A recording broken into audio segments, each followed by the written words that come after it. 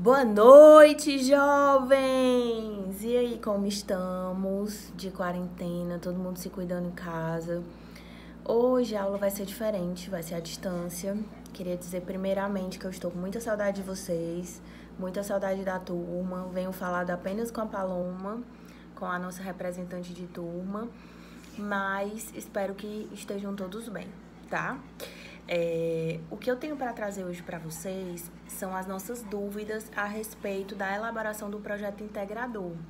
Se você ainda não pegou o seu MMP, que é o seu mapa mental de projeto, eu vou postar agora, a seguir, para você fazer com a sua equipe, lembrando que é de 4 pessoas, e aí nós vamos dar início ao nosso projeto. Nós partiremos do mapa mental para dar início ao nosso projeto, que é o fato gerador da nossa nota da prova inicial, da nossa P1, tá? Não vamos esquecer.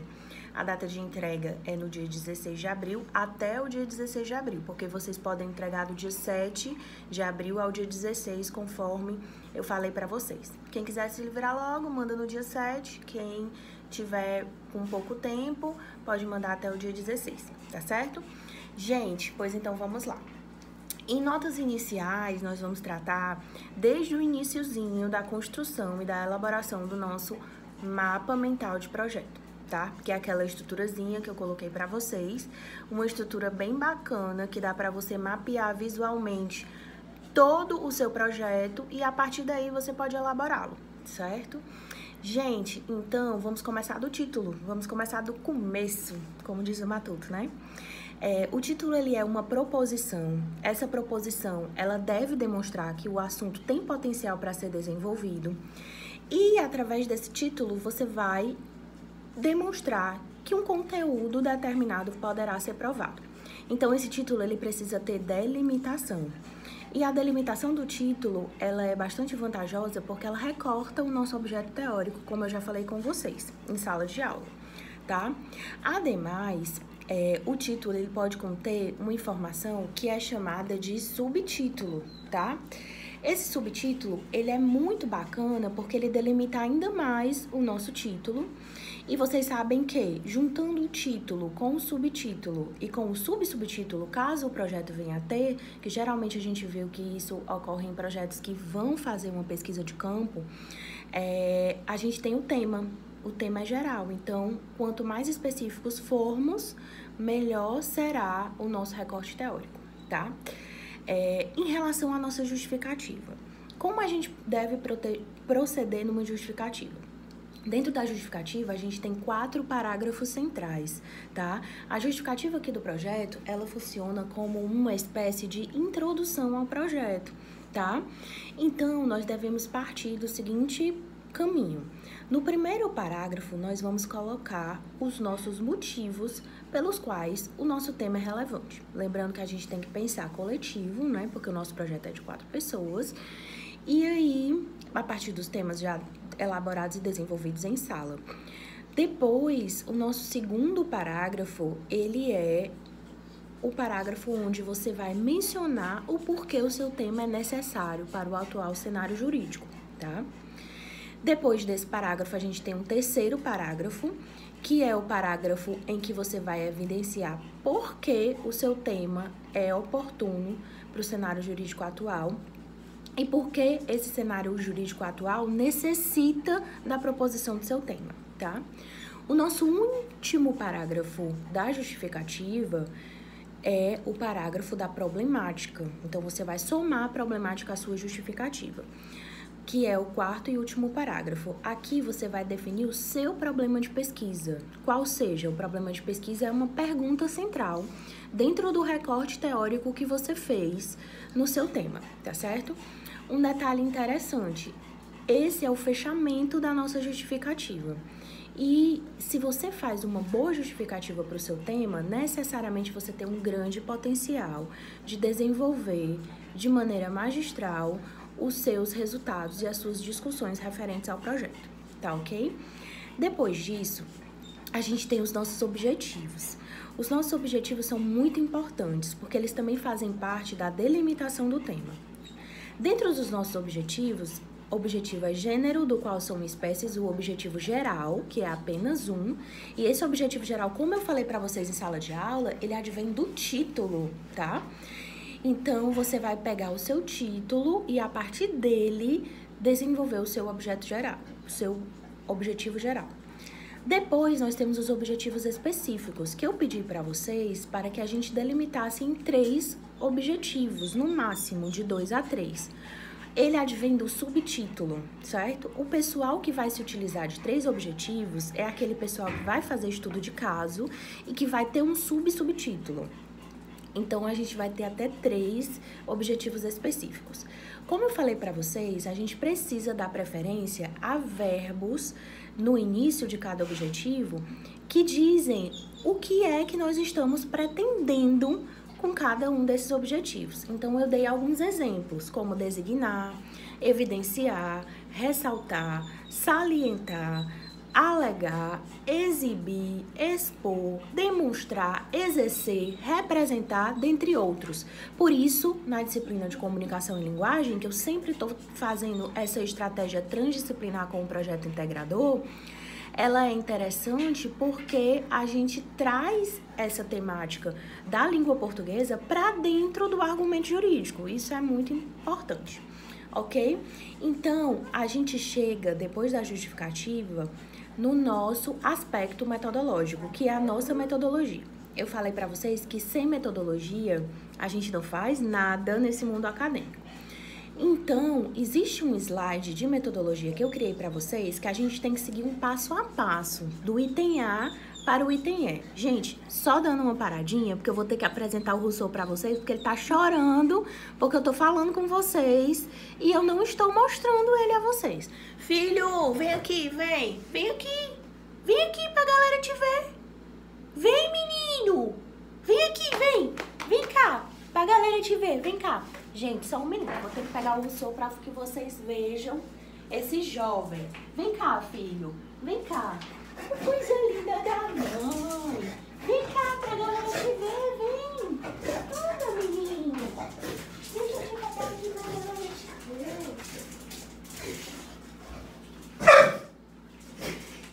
Vem cá pra galera te ver. Vem cá. Pra mamãe botar a galera pra te ver. Anda.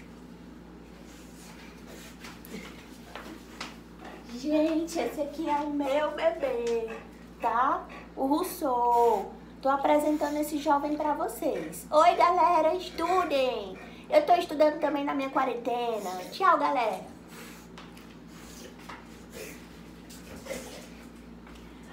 Pronto, voltando depois de apresentar o jovem Rousseau. Primeiro detalhe que a gente tem que fazer quanto à metodologia. Professora, pelo amor de Deus, metodologia eu não sei montar.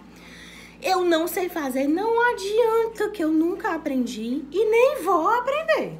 Gente, vai sim. A metodologia, no item A, você tem quanto aos fins dos objetivos. Quanto aos fins dos objetivos da sua pesquisa, ela poderá ser descritiva ou explicativa. No caso descritivo, a gente vai apenas descrever um determinado fenômeno jurídico.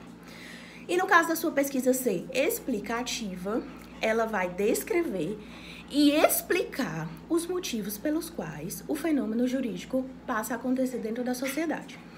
Então, você vai escolher no item A entre a opção descritiva e entre a opção explicativa. Depois, você passa para o item B. Nesse item B, você vai dizer quantas fontes da sua pesquisa, o que a sua pesquisa vai vir recheada. Se ela vai ser bibliográfica, se ela vai ser documental e se ela vai ser de campo. E ela pode ser as 3 coisas, pode ser só uma, pode ser 2. Isso é você que vai decidir, isso é você que vai definir. No caso de ser bibliográfica, ela vai estar em livros, em periódicos que eu falei para vocês que eram artigos de revistas científicas, monografias, dissertações e tese. Você vai buscar isso para rechear a sua pesquisa. No caso, se ela for documental, ela vai se basear em documentos oficiais cedidos por instituições que são confiáveis. E no caso de campo, ela vai se munir de entrevista, observação e aplicação de questionário, tá? Então, se você escolheu pela pesquisa de campo, você precisa responder um item posterior a esse de quantas fontes, que é o item de quanto a coleta de dados que você vai utilizar, vai preferir, qual a técnica que você vai utilizar. No caso, você pode estar munido de entrevista, de questionário ou de puramente observação em campo, tá? Depois disso, você vai, quanto à abordagem, definir se essa pesquisa ela é quantitativa, ou seja, vai trazer muitos dados numéricos, ela é qualitativa, ou seja, vai trazer muitos dados que são observados através de textos, ou se ela vai ser mista. No caso da gente, em grande medida, a gente é qualitativo. Mas quem vai trazer gráficos, quem vai trazer quadros, tabelas, anexos, apêndices, a gente vai ter um potencial maior de ter uma pesquisa mista, porque vai ser quanti-qualitativo. E por fim, você vai dizer quanto à natureza da sua pesquisa, se ela é teórica ou se ela é empírica. Normalmente, as pesquisas descritivas são teóricas e as pesquisas explicativas são empíricas, mas a gente vai definir a partir do caso concreto e do mecanismo empírico que a gente vai utilizar. Como no caso, a pesquisa de campo, em qual modelo? Entrevista, questionário ou técnica de observação, ok? Depois disso, a gente se pergunta, o que é que significa a nossa hipótese? A hipótese, ela é o instrumento de validação da nossa problemática. Então, a hipótese é uma possível resposta à problemática. Essa resposta, ela só vai ser auferida ao final, nos resultados de discussão, nas conclusões e recomendações, que é onde você vai dizer se a hipótese que você tinha, ao final do trabalho, ela foi validada ou não, tá certo? Depois disso, gente, a gente tem os marcos referenciais que são importantes para que a gente tenha fundamento jurídico no nosso projeto. Eu falei para vocês que legislações são marcos referenciais, os livros que a gente se utiliza, que eu falei para vocês, que são trazidos pelos nossos doutrinadores, também são marcos referenciais, artigos científicos que estão em periódicos, ou seja, nas revistas que possuem qualis adequada da nossa CAPES, documentos oficiais que a gente venha a necessitar estejam disponíveis.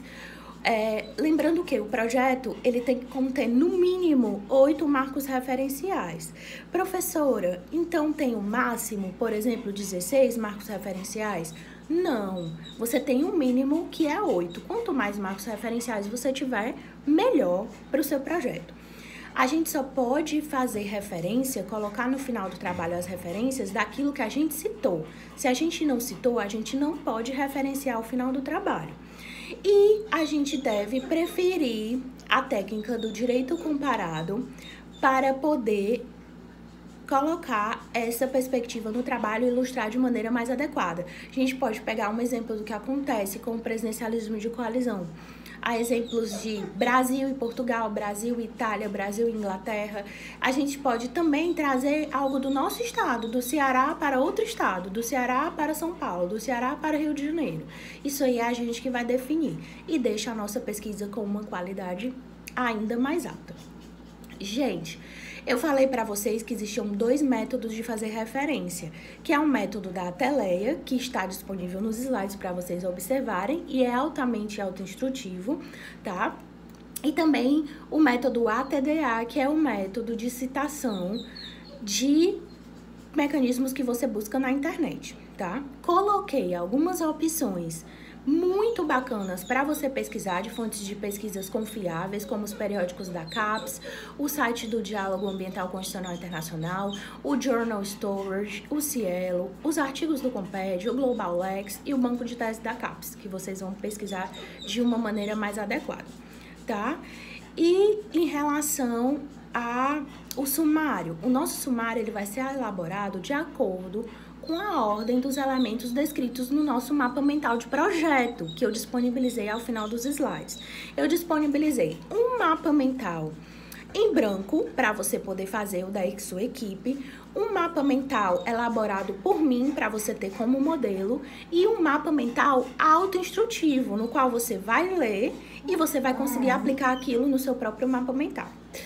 Gente, outro detalhe. Os resultados de discussão. Professor, o que é resultados de discussão? É o nosso bom e velho desenvolvimento. Aqui no desenvolvimento do projeto é onde você vai ter mais trabalho. Porque você vai realizar o trabalho de formiguinha em que você vai ler os doutrinadores, vai fichar, fazer resumos, para que eles adequem de maneira satisfatória a sua fundamentação e a sua argumentação jurídica. Então, você vai encontrar reflexões de pessoas que já escreveram sobre o seu tema, você vai ter que dialogar com o seu referencial teórico, você vai ter que ter fundamentação e argumentação jurídica adequadas e, ademais, você tem que seguir as normas da ABNT. Dentro dos slides, eu coloquei as normas da ABNT para citações diretas, citações indiretas e também para as normas da ABNT para todo o corpo do texto, ou seja, títulos, seções, citações, espaçamentos, margem, tudo você vai encontrar nos slides e você vai ter disponível a tempo e a hora, certo? Um detalhe também super interessante que eu tenho para trabalhar com vocês é a questão do correto uso do nosso idioma, que a gente vem sempre trabalhando nos exercícios de comunicação e linguagem, tá? A gente tem alguns mecanismos que tornam a nossa escrita ainda mais eficiente e isso a gente vai trabalhando ao longo dos nossos textos de atividades que a gente coloca, os textos dissertativos de 20 a 30 linhas e que a gente vem corrigindo e dando a devolutiva para vocês. Um detalhezinho também bastante legal é a diferença de anexo para apêndice. Anexo é aquilo que não foi você quem fez, mas você está se utilizando como fonte, então precisa ser referenciado. E apêndice é algo que você cria, como um gráfico que você criou a partir de uma pesquisa de caso por observação, tá?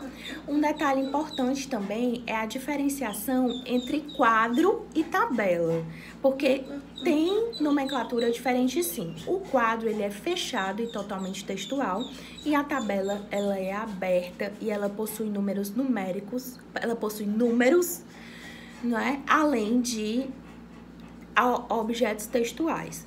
Só lembrando que a gente tem 4 slides disponíveis só com as regras da ABNT e a gente precisa também falar do correto uso do idioma.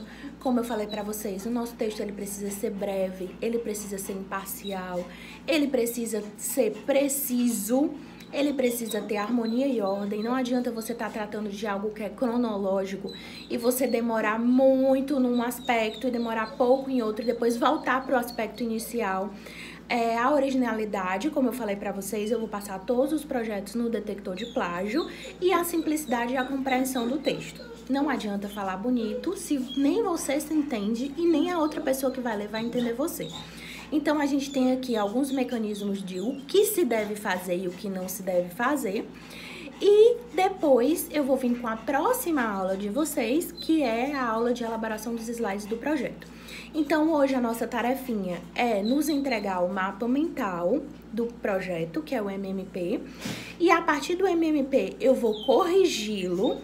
E corrigindo o seu MMP, você vai partir para a feitura do projeto, que é a nossa resposta à prova inicial do semestre. Espero que vocês tenham gostado da aula de hoje. Qualquer dúvida eu estou disponível pelo WhatsApp no horário da aula ou então via e-mail, certo, gente? Fiquem com Deus e qualquer coisa, as atividades também poderão ser enviadas por e-mail. Você pode fazer no seu caderno, fotografar e mandar por e-mail, não tem problema. Ou fazer no seu computador e mandar por e-mail, também não tem problema, que eles estão sendo computados da mesma forma, como se nós estivéssemos em aula presencial. Não quero perder o vínculo com vocês, fiquem com Deus e até a próxima aula. Beijo, meus amores!